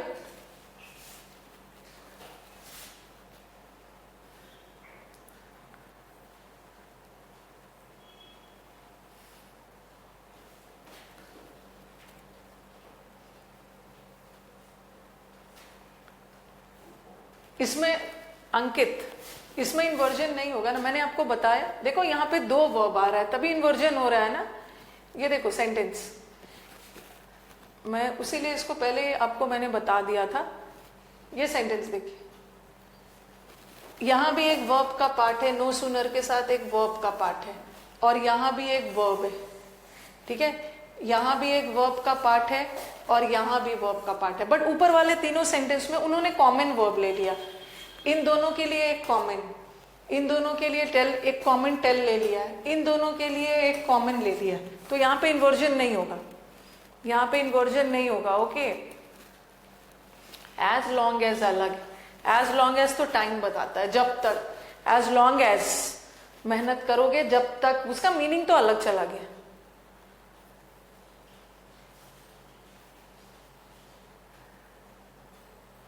मैम आप आईज बंद करते हो तो आपको नाउन प्रोनाउन ही दिखता होगा। ओहो, कल मैं स्पेशल क्लास ले रही थी, उसमें there was one girl Jaipur से थे, मुझे हंसी भी आ रही थी। आईज बंद करते होगे तो ऐसा नहीं है, क्या ना, कोमल नाम था, हाँ, शी वॉज फ्रॉम जयपुर। मैं क्लास ले रही थी, शी वॉज टेलिंग मैम कल आप मेरे सपने में आए थे, you came in my dreams. हाँ, तो मैंने उससे पूछा, सपने में आए थे, मैंने उससे पूछा कि क्या देख रहे थे, तो सब बच्चे ने बोला होगा मैम सपने में आई होगी तो जरूर वो क्या भी पढ़ा रही होगी, वो क्या भी पढ़ा रही होगी। हाँ, तो उसने बोला नहीं मैम, मैंने आपको सपने में देखा, आप मेरे सपने में आए थे और मैं मुझे आपको देख के मेरे आंखों में आंसू आ गए, मैं रोने लगी। वो तो इतना सेंटिमेंटल बातें कर रही थी। हाँ, और फिर उसने मुझे मैसेज भी किया कि मैम मैं वही बोल रही हूँ जिसके सपने में आप आए थे। एज सुन एज, ऐसा नहीं, as soon as past perfect, as soon as आप प्रेजेंट में भी लगा सकते हो। As soon as he comes I will go, दोनों में लगा सकते हो, ऐसा टेंस का कोई दिक्कत नहीं है। As soon as he came I went, दोनों टेंस में लगा सकते हो। ये सब मैं कंडीशनल में बताऊंगी। एज सुन एज ये कंडीशनल वर्ड है। हाँ, आपका बहुत नितिन, आपका सीडीएस एग्जाम है ना, सीडीएस एग्जाम में तो खैर वर्ड पावर वगैरह सब कवर हो जाएगा, उसके लिए परेशान नहीं, थोड़ा सा इस पे वर्क करना है।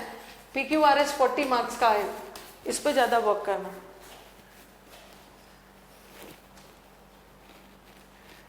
ये हो गया। नेक्स्ट सेंटेंस देखो, scarcely I did reach the airport. जब भी सेंटेंस में स्कार्सली दिख दिया, स्कार्सली और हार्डली के साथ क्या यूज होता है? स्कार्सली और हार्डली के साथ क्या यूज होगा? व्हेन। इसका मतलब है पेयर करेक्ट है, कंजंक्शन का पेयर सही है। गड़बड़ी किसमें है? स्कार्सली से सेंटेंस स्टार्ट हो रहा है तो इन्वर्जन लेगा।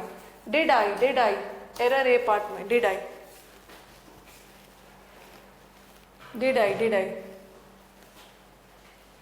Love you Vaishnavi. वेन तो करेक्ट है, वेन तो आया ही है, वेन तो आया ही। इन्वर्जन की गड़बड़ी है।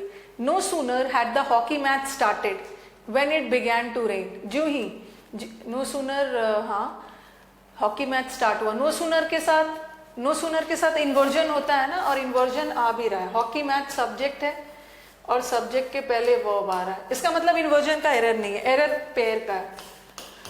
दैन, नो सूनर के साथ दैन आएगा, दैन।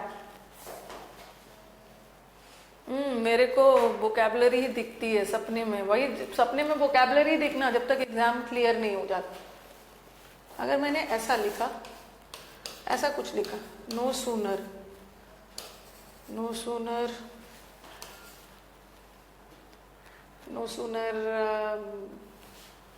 आई डिड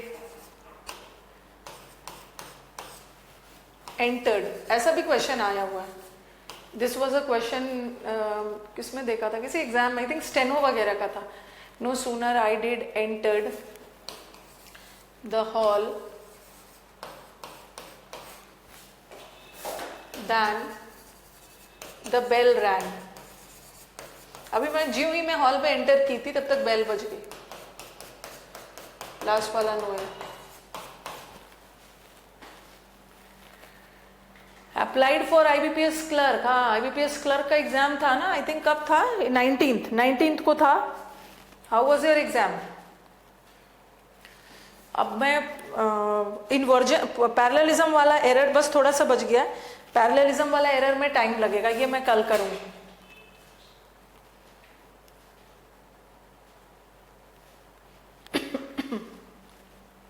सीडीएस वाले बच्चों को ना, जब भी कोई डिफेंस एग्जाम होता है, डिफेंस एग्जाम वाले बच्चे को जहां तक ग्रामर और वोकैब की बात है तो एकदम बैंक कर जाओ प्रीवियस ईयर पे, क्योंकि सीडीएस, एनडीए, ये सब में एफकैट में मैंने देखा है, इनका जो भी वोकैब और ग्रामर आता है ये सारे प्रीवियस पेपर से ही आ रहा है।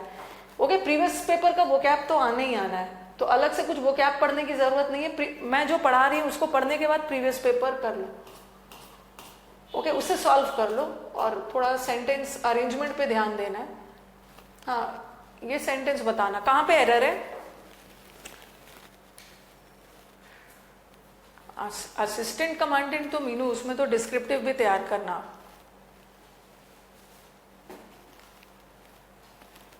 बताइए, CHSL का भी एग्जाम आ रहा है, कब? 10th को है ना, 10 अक्टूबर है ना CHSL। अरे भाई, टाइम तो होना चाहिए। CHSL का भी बना दो, डिफेंस का भी बना दो, टाइम भी तो होना चाहिए। ए पार्ट में एरर है, देखो आप क्या करोगे इसमें एरर, क्या एक तो नो सूनर के साथ नो सूनर के साथ क्या लगता है? नो सूनर के साथ दैन लगता है, दैन लगता है एज सून एज, नहीं ऐसा नहीं था, ऐसा कुछ था, एंड एंटर द हॉल, ऐसा नहीं था, इसमें दैन नहीं लगा हुआ था, सॉरी इसमें दैन नहीं लगा हुआ था, ऐसा भी एरर आया, दैन नहीं लगा हुआ था। ओके, जो मैं बोल रही हूँ इसको ध्यान से सुनो पहले, बच्चे क्या क्या करके आए थे इसमें।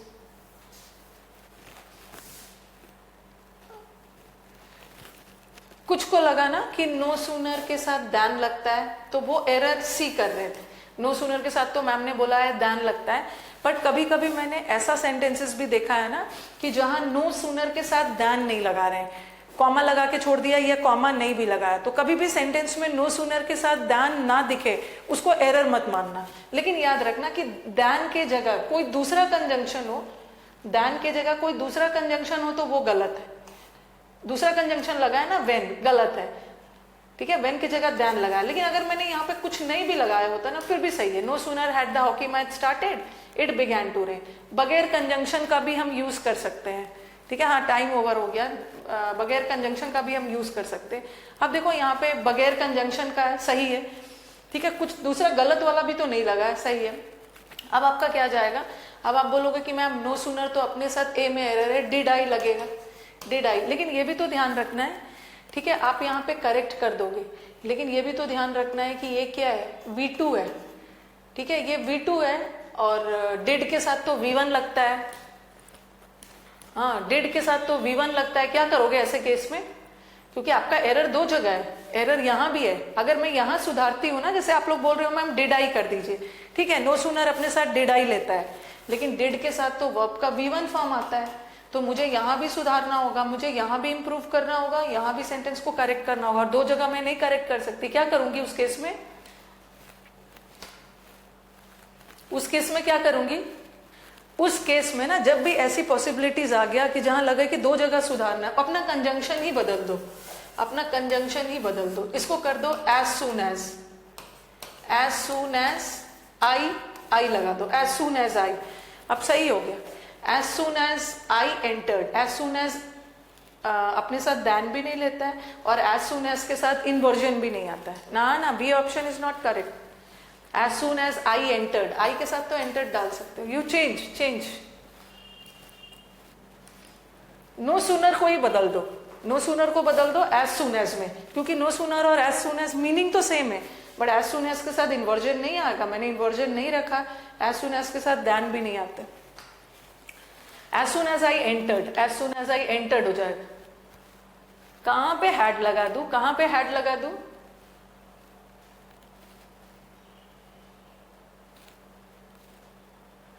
As soon as I entered the hall the bell rang, जैसे ही मैंने एंटर किया, as soon as I entered भी लगा दिया, वो भी सही है, वो भी सही है, वो भी सही है। एरर एक ही पार्ट में, एरर एक ही पार्ट में। एज सून ऐसा कर सकती हूँ ना मैं, as soon as I entered, जैसे ही मैंने एंटर किया, ये भी लगा सकती हूँ एज सून एज आई, यहाँ पे अच्छा ये बोल रहे हो ना, मतलब आई लगा दिया यहाँ पे, तो सही है, सही है, सही हो गया। हो गया तो चलो अब एंड करती हूँ, बस थोड़ा सा बचा हुआ है, कल मैं इसको कवर कर लूंगी और कल एक नया चैप्टर भी शुरू करूँ, थोड़ा सा कंजंक्शन, और मैंने वर्ब में पैरेललिज्म बनाया है, बट अब कंजंक्शन में भी पैरेललिज्म रहेगा।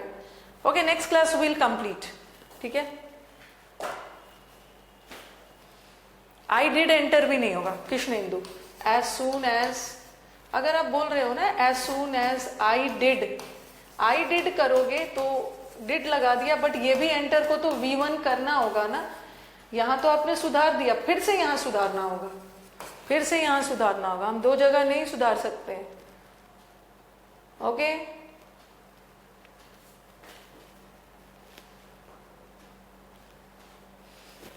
इसको ऐसा भी कर सकते हो, या तो इसको ऐसे भी कर सकते हो, हैड भी कर सकते थे, ठीक है, as soon as, no sooner, इसको हैड आई भी कर सकते हो, हैड आई भी कर सकते हो, V3 करने के लिए, V3 करने के लिए, दोनों सेंस में कर सकते हो।